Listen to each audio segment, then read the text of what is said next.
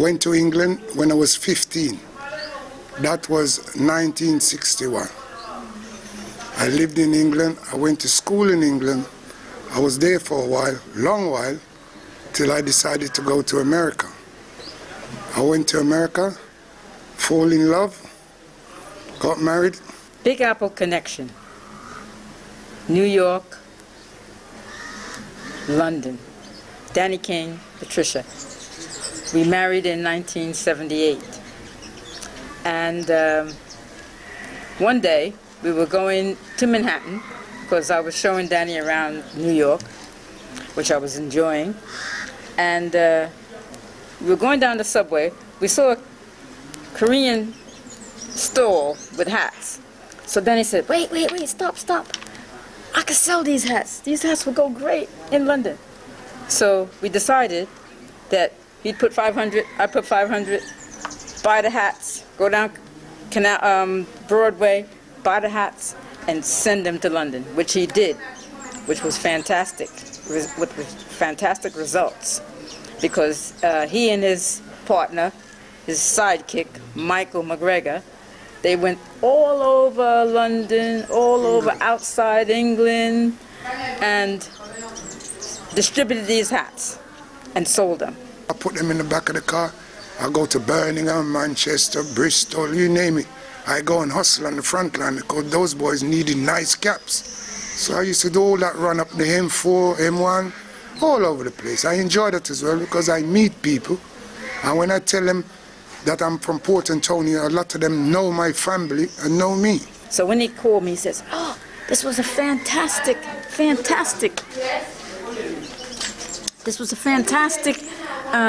marketing for us. We sold all of the hats. So I said, okay, well, all right, let me get busy. Let me contact some hat sellers, some hat manufacturers, because we can't keep going through the middleman. So I got busy trying to find out who was making these hats. And at the time, Jewish people were in control of all the hat business in America. So I got about 5 to 8 different manufacturers, and I visited them one by one and told them that, well, I'd like to buy some hats to send to England. Oh, they said, England? You come from England? So I said, no, I don't come from England, I'm American, but my husband comes from England. So we want to buy these hats. So I told him what hats, what we needed. He says, I'll tell you what, go into the factory, open up any box that you want to open up, and I'll give you a price. It was a great price. You could pay $1 for a hat, especially cowboy hats.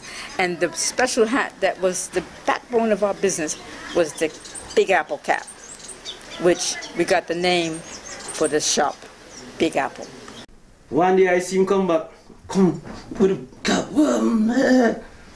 you know, diamond socks and thing, and you know, the apple cap on, which yeah, and yeah, enough man, because yeah, you can see it's a black thing. It's a cultural, like a black man style thing. You know, it so it becomes a black thing. So black man style where the mat there and stuff, what and the colors and stuff we was getting, which no England is the one sell. So that was going good. Him sold and want to restock. So he left local salt, what local that's left. You know what I mean? Put in that shop, in a record shop, and I was like, because the people who sold the hat to was the frontliners and the, you know, the should be people. But people who come to the record shop is all some working black man, and you know, people never really see, because they're so workhouse. You know what I mean? And then buy them a record and man from a factory man till extract factory man. You know? Yeah, buy some socks man from America, yeah. So that's, yeah. Next thing you know, them ask more hat than record. So we decided that, okay, let's open a shop. And we called it the Big Apple. So we did. And we got a local artist called Paul to paint the outside. Those who have been to London at that time and know about the Big Apple knew that it was a big apple with a little worm coming out. And he painted that on the glass outside of the shop. And all the shop was done in wood, which Michael did. He did all the woodwork inside, where you hang the hats and things like that. So it was a great venture. It was a mom and pop organization, but we had much more to offer London and Brixton and the UK. So we decided that we would get a PR, and her name was Lynn Franks at the time. She was very big in PR work, and we paid her two grand to put us on the map, and what she did. And we were in magazines, Honey magazine, for example, and other magazines, or fashion magazines, and we needed somebody actually to be in the shop, because I was still in America and Danny was on the road selling hats. So he asked his stepdad, Mr. Smith, beautiful man, to help us. He helped us financially, him and his mom, and he stayed in the shop, which brought some stability to the shop while we were away. And we got a manager as well, Michael McGregor. He was Danny's sidekick. He was all over with Danny. Danny never traveled anywhere without Michael. And Michael also was a part of, he was a great salesman. Danny King, it's a little shop. You know what I mean? Next thing I know, him get the shop. Next thing I know, I mean, they still every day I burn off the wood and it don't work in that place. Oh, it's God. 24 hours out through the night, man, come help on this and big fish soup and downstairs and still I sell hot. Yeah, we done good, and you know, good presentation. The guys that done the mirror, you know, the front, you know, they came from Cornwall and they just rent the room next door, you know, to them, you know. I look for job himself. And they say, well, you know, they can do this, that. And they done this great thing where is that they just paint the thing, they put like 3 coats of paint, the thing look very good, you know, picture big apple. And all that done is put a little worm on the apple. With the glasses on the hat, the apple cap. Well, that was a good thing. Detail. Yeah, you look at it, you can't say, yeah, you see the apple cap and, you know, and I'm gonna laugh like, in the bus they can look down and chuck the soap on that side. So, and the shop went good, and yeah, you know, sleep night, and physically, yeah, you make it creative, you know what I mean? So, it was yeah, done very good. So we had the shop, we still did the outreach, and then we had the Hyper, which was in Kensington.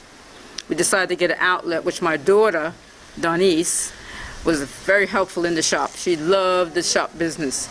And we put her in Hyper.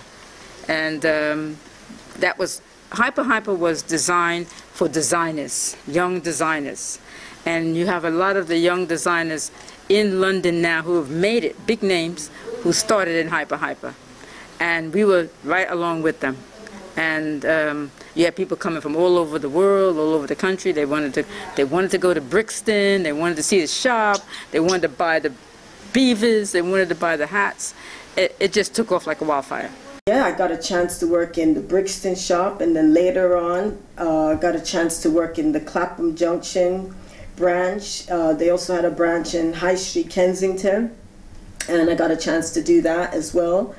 And yeah, I worked full time. So I think I spent a lot of time with the Big Apple, a lot of time with my mom and my stepfather. I spent a lot of time with both of them, you know, sort of, you know, getting the shop going and taking an interest and seeing all the different types of people. And there were people from all walks of life that would come into that shop, and they wanted to walk out feeling great, from the Jeff caps to the 8-quarter to the beavers. You know, it was a great experience, really good experience. And you know, looking back, it's one of those things that you can't, it just happened. You know, it's that thing that it's almost like it happened by accident. I don't think anyone planned for it to be that amazing, the shop. and also the community, the fact that it brought so many other people together, and it brought a sense of pride for people. So yeah, it was really, really good, really good. And also, I enjoyed selling the beavers, because these guys went all the way to Milan. They got the beavers molded, the mold done for the beaver. And I remember, you know, the Italians weren't too keen on working with them.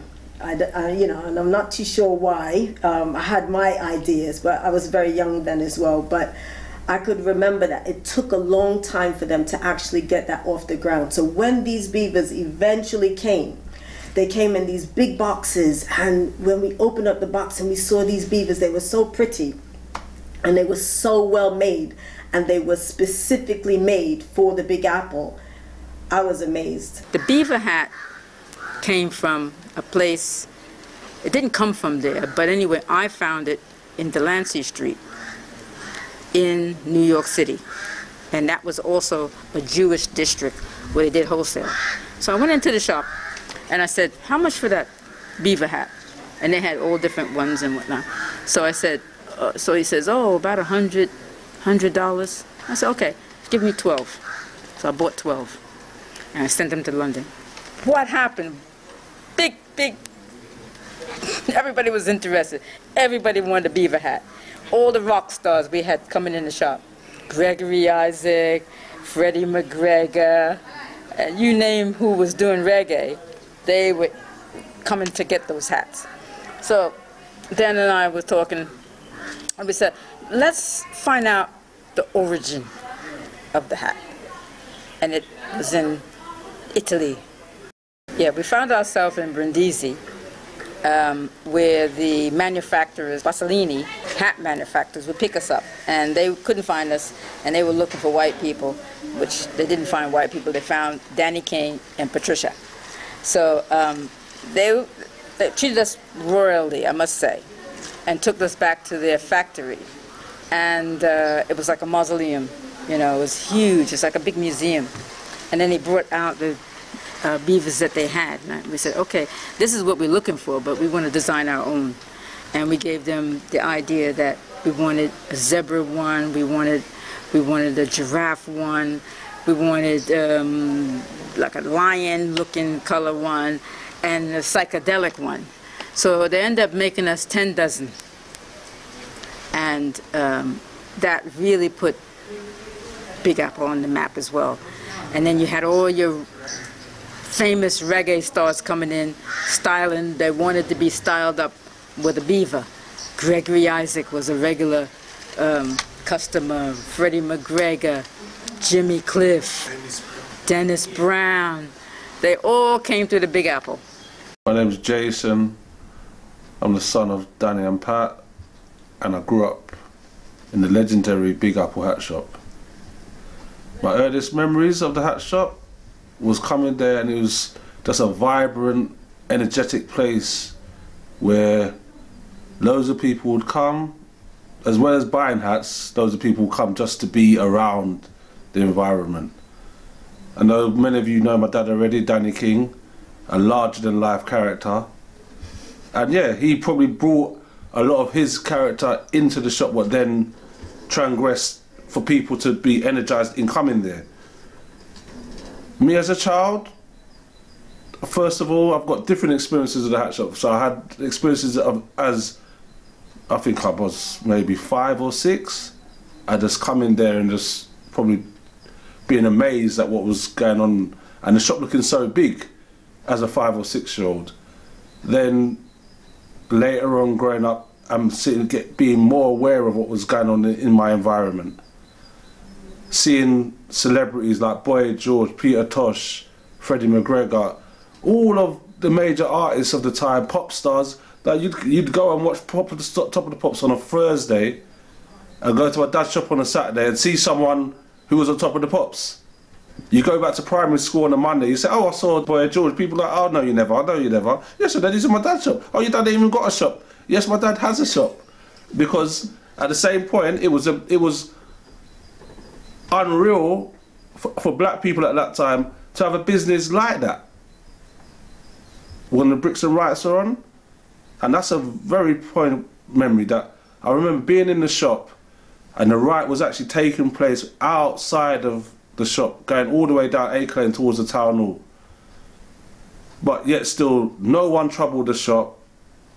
My dad was in there I just watched the Brixton Riots live.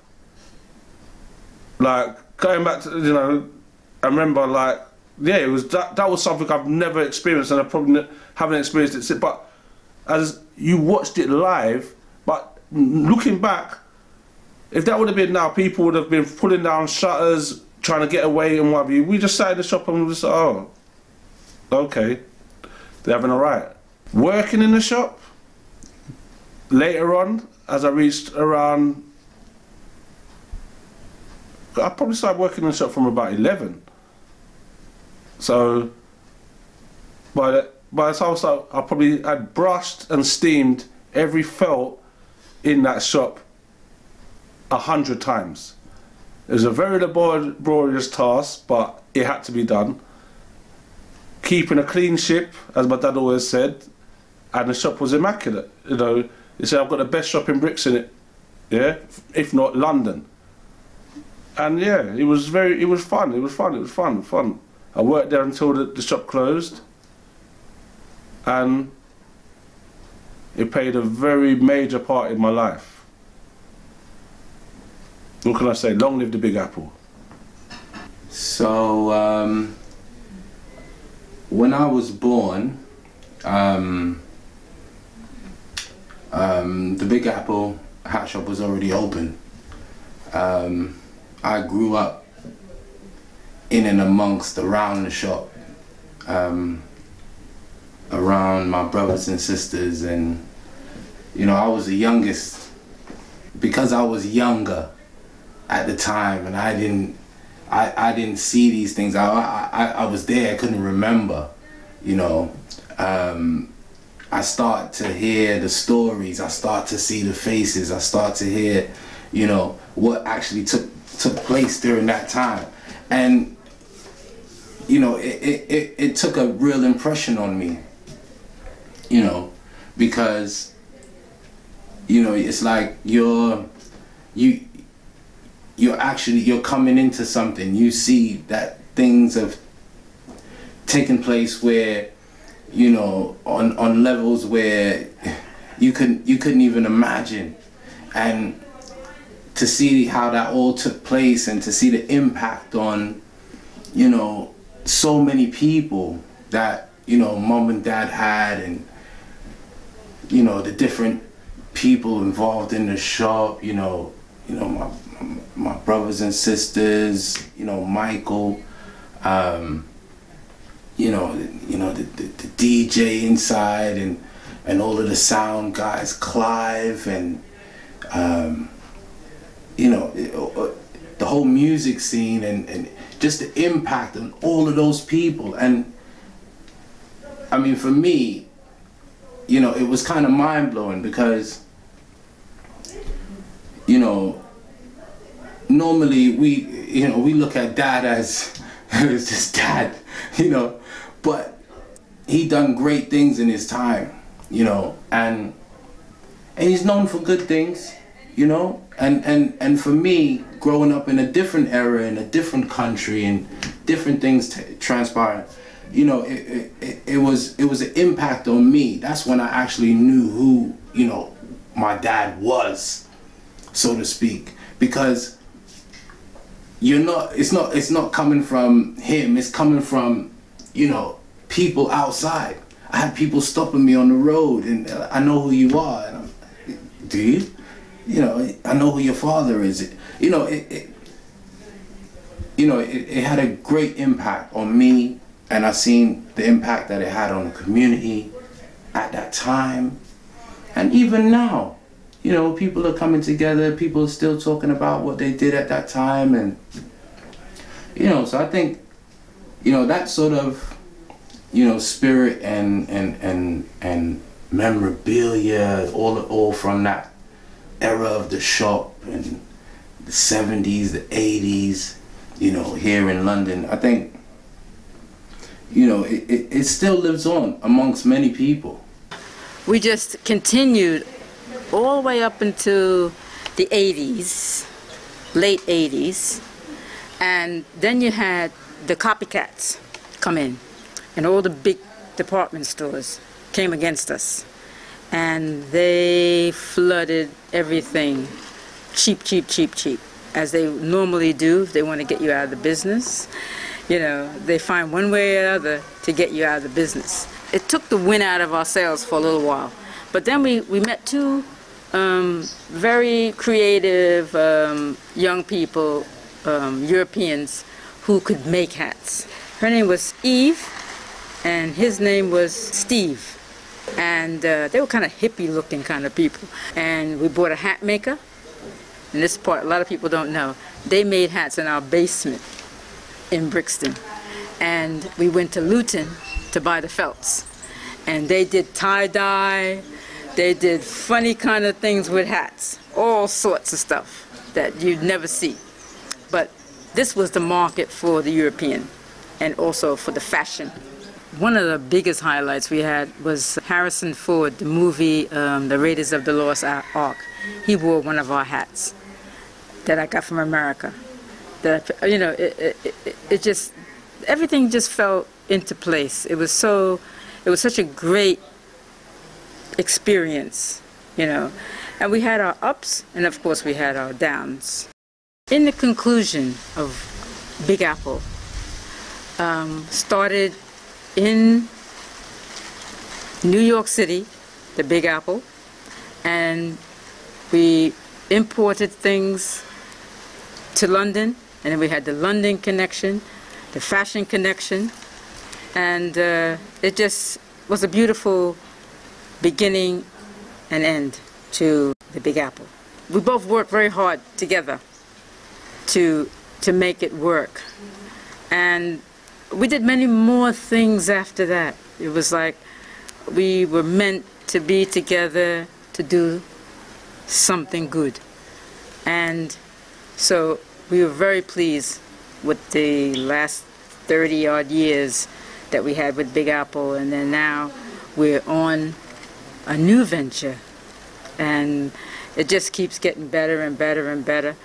And now we're looking at, from London now, we went to Jamaica, and then we went back to London, and then we decided that maybe we should set our sails to go to Africa, which was unheard of in those days. So Danny was the person who really kind of looked and pushed through going to Africa. And we're still here today, and that would be another story.